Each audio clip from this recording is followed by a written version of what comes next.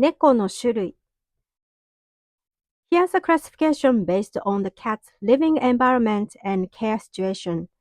The types of cats that are not kept by humans are 野良猫 and 野生猫.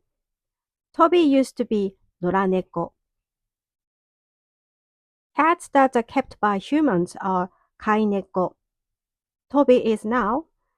Cats that spend all their time indoors are 室内猫.